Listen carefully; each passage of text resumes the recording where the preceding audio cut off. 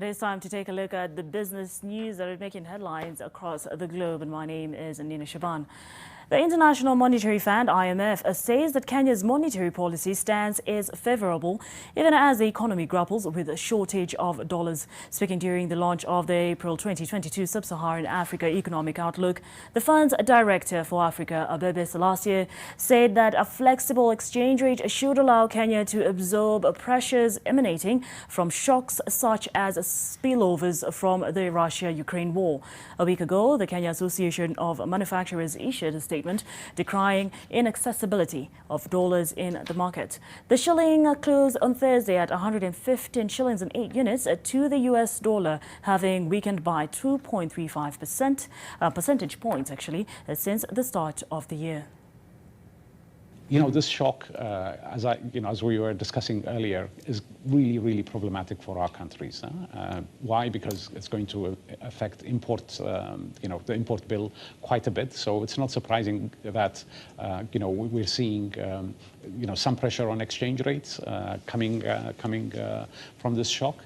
And indeed, in countries like Kenya, where the exchange rate is flexible, where you have, relatively deep and liquid financial markets, allowing the exchange rate to move is, I think, as the Central Bank of Kenya has done, the right policy step. I think, in the highly uncertain global environment we face, making sure that reserves remain adequate, there is some exchange rate flexibility to absorb this is all important. And in other news, importation of passenger vehicles into Kenya is set for a major shakeup as the government implements the new code for inspection of motor vehicles. Effective the 1st of July 2022, importation of used passengers vehicles with a seating capacity of between 12 and 34 seats, that is the category of both mini and midi buses, will be prohibited. Importation of passenger microbuses, which refers to carriers with seating capacity of 9 people, will be allowed, provided the imported units are not older than 8 years since the date of the first registration.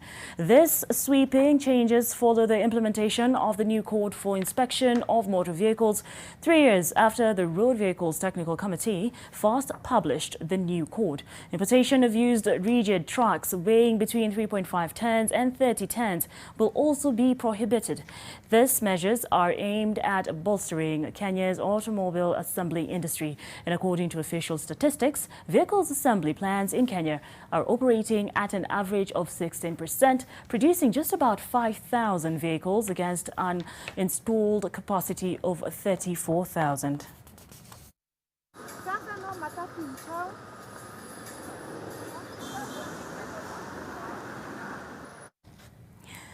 East African Breweries Limited has announced the first interest payment to investors who took part in its 11 billion shillings bond issuance in 2021.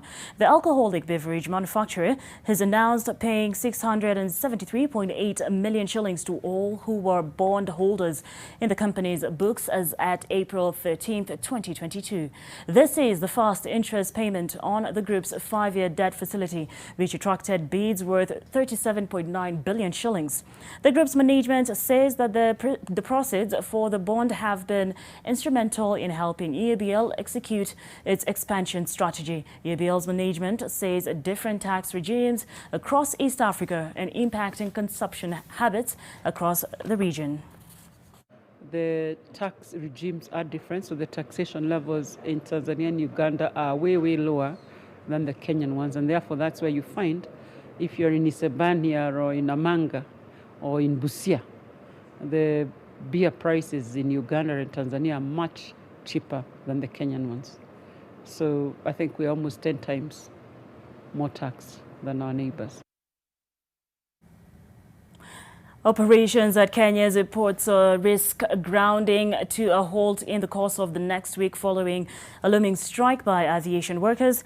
And the Kenya Aviation Workers Union, KAWU, has given the Kenya Airports Authority 5 days to address what the union terms as commitments the authority has reneged based on the 2019 collective bargaining agreement. KAWU Secretary General Mos Ndiema says that the union has issued a formal strike notice to the authority, which will take effect in the next 7 days if its union's demands are not met.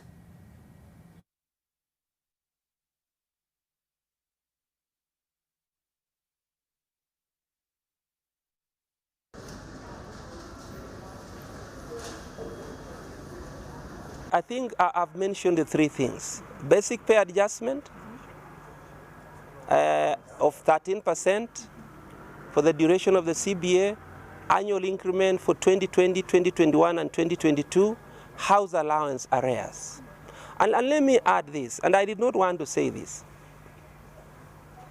that away from this strike action, which of course will take place next week, we have ICAO audits at around towards mid-month, around 15th of May. 15th of May. We are resolving and we are saying, if by that time, for whatever reason, this dispute would not have had a solution, then we are going to frustrate the audits.